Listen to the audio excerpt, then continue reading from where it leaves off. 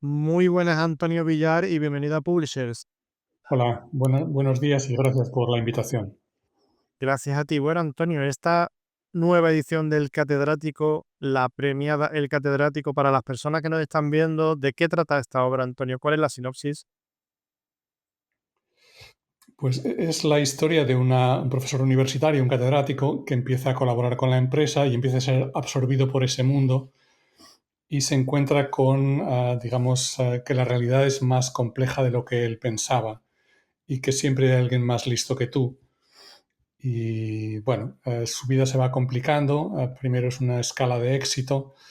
El libro empieza por el final, no revelo nada si digo que acaba eh, barriendo un bar en los muelles de San Francisco. O sea que lo que hago es un poco reconstruir la historia que le lleva hasta allí de un profesor universitario que tiene una vida cómoda, asegurada, con un prestigio social y cuál es todo ese camino, ¿no?, que le lleva hasta ese final. Y Antonio, ¿cómo acabaste de una carrera, ¿no? Entre libros de economía y similares a la narrativa? ¿Cómo acabaste escribiendo El Catedrático? Siempre he escrito mucho, porque para mí escribir es una manera de pensar. Esto me ayuda a ordenar las ideas, también a veces a procesar emociones. Cuando se escribía con los amigos, yo era un escritor de cartas. O sea que para mí escribir es estructural. Empecé a escribir hace ya muchos años historietas, cosas más cortas que comentaba con los amigos. Estos te animan, pero claro, son amigos, ¿no? Por tanto, nunca sabes hasta qué punto refleja el cariño o un juicio crítico, aunque sea gente habituada a leer. Y bueno, esta es una historia que nace de una anécdota que me cuenta un compañero, donde un profesor de derecho se ofrecía para compañía por horas. Entonces me pareció una cosa curiosa, era un anuncio en el ABC de hace muchos años.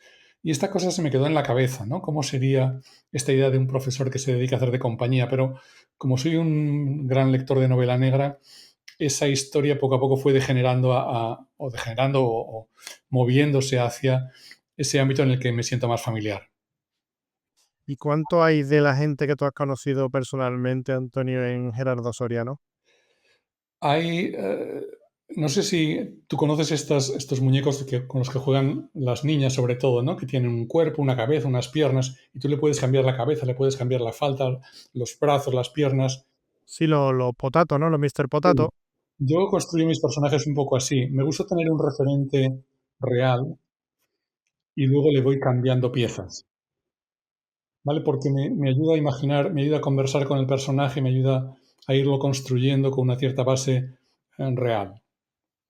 Y de alguna manera, Antonio, tú querías comunicar algo así, como que es muy sencillo ir de arriba abajo o de abajo arriba.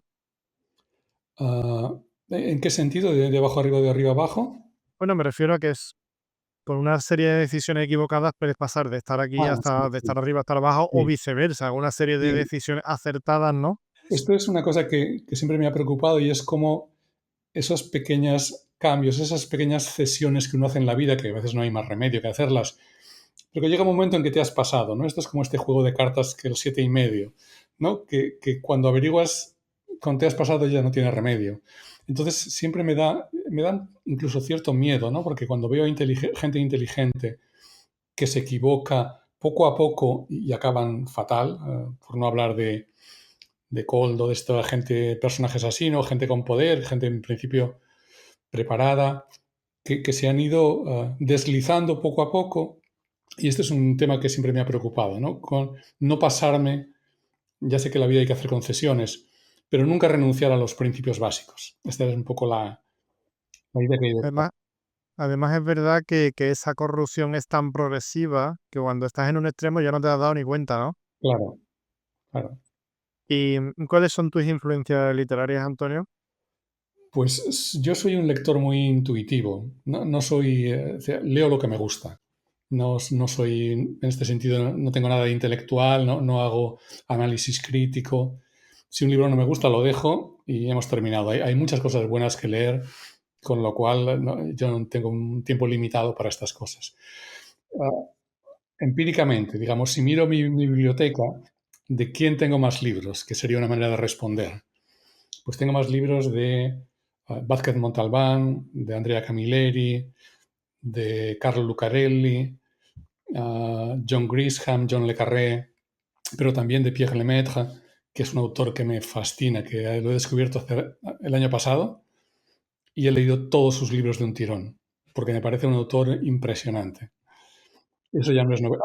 En parte es novela negra, pero sobre todo no es novela negra. Y Antonio, uno al leer el catedrático tiene la sensación de ser un libro muy cinematográfico o una posible adaptación muy interesante, ¿no? Al séptimo arte. ¿Lo has hecho queriendo de manera voluntaria o simplemente ha No salido así? sale así porque yo veo los libros. Es decir, para mí son películas que cuento. Entonces, ¿no? Me hace gracia tu comentario porque esto es cada uno lo ve de una manera, ¿no? Pero yo veo los personajes, veo las acciones y tiene mucho de imagen mi narración. Por lo menos como yo la escribo, ¿no? Como se percibe ya no lo sé bien, pero como la escribo sí. ¿Y dirías que hay algún mensaje o alguna reflexión global al leer el catedrático? No pretendo dar ningún mensaje, pretendo que sea un libro de entretenimiento y contar una historia. Si tuviera que buscar un mensaje es esa idea que decíamos antes, ¿no? O dos ideas. Una, siempre hay alguien más listo que tú. Y dos, cuidado con pasarse con las concesiones a los principios, porque puede acabar mal. Eh, pero no hay una afán moralista en esta historia, es una historia de entretenimiento. Y de las personas que han leído el libro, tanto las que te conocen como de las que pueden haber dejado su opinión en internet, Antonio, ¿hay alguna opinión del catedrático que te haya gustado especialmente? Ah, más que una opinión, recuerdo una pregunta que en una presentación me hizo una persona del público que me dijo, eh, para ti, ¿qué es lo que prevalece, la trama o los personajes? Y yo diría que la trama. O sea, la trama es lo que articula. Mis personajes van creciendo en torno a la trama, ¿no? Por supuesto, luego la trama se ajusta a ellos y ah, hay esta distinción entre escritor de mapa y escritor de brújula, ¿no? Que creo que hizo Javier Marías, en el sentido de que hay gente que planifica todo y otra gente que empieza y va tirando según avanza el relato, ¿no? Yo soy de los segundos. Yo tengo una cierta idea, pero mis personajes me crecen con una cierta lógica propia. Y por tanto, esa es un poco la manera de irlos construyendo. La trama es un poco lo que articula todo el libro. Dirías que tus personajes, como dice el tópico, un poco se van desarrollando solos, ¿no? Te van diciendo ellos mismos por dónde tirar, ¿no? Sí, no llegan al caso de Niebla, ¿no? Donde no sé si recuerdas que el personaje va a casa del autor a discutir por qué lo quiere matar en la novela, ¿no? No llegan a tanto, pero sí es verdad que los personajes nacen con un pequeño bosquejo y luego hay este dicho popular que dice, el paso siguiente te lo dice la labor, ¿no? Pues esto es un poco lo que me pasa, ¿no? La propia lógica interna del personaje y de la trama hace que se vayan configurando sus estructuras con más profundidad. Y Antonio, ¿cuál dirías que ha sido el mayor reto o el mayor desafío a la hora de escribir el catedrático? ¿Qué fue lo que recuerdas que te resultó más complicado? Convertir una idea en un producto. Es decir, en esto me acordaba de Camilo José Cela que decía que hay mucho más de expiración que de inspiración. Es decir, desde que tienes ya un primer manuscrito que te sientes lo bastante seguro como para que lo lea alguien próximo, hasta que terminas con las correcciones, con las revisiones, cuando lo has leído ya 6 veces, cuando ya no ves lo que está escrito porque ya te lo sabes. Eso es un trabajo, es un esfuerzo y es una parte de disciplina que hay que hacer. Yo tengo un cierto entrenamiento por mi profesión, pero reconozco que o sea, no es como escribir un artículo, que es una cosa relativamente corta, con una idea, la desarrollas, tienes la emoción del momento y acabas. Esto requiere también disciplina. Y bueno, eso también lo he aprendido escribiendo este libro, ¿no? Y Antonio, si nosotros nos encontráramos en una librería y yo tuviera el catedrático en la mano y estuviera dudando entre ese o varios libros, ¿tú cómo me convencerías de que me lo llevara, de que me va a merecer mucho la pena? Hombre, si el otro libro es mejor, le diría que se llevara el otro. En esto soy más lector que autor. Ah, pero la experiencia es que toda la gente que lo ha leído le ha gustado. gente muy diversa y gente, aunque alguna gente es próxima como, y por tanto no es neutral, pero son gente crítica, son gente acostumbrada a leer y gente acostumbrada a emitir juicios críticos porque en nuestra profesión la crítica es parte de nuestro ser, ¿no? Y la aceptamos bien e incluso yo alguna cosa, pues algún compañero, Salvador Barberá, que es un catedrático de Economía de la Autónoma de Barcelona, me hizo algún comentario sobre algún personaje que le parecía interesante y estaba poco desarrollado y yo seguí, desarrollé más ese personaje. O sea que soy también susceptible a las críticas en el sentido positivo.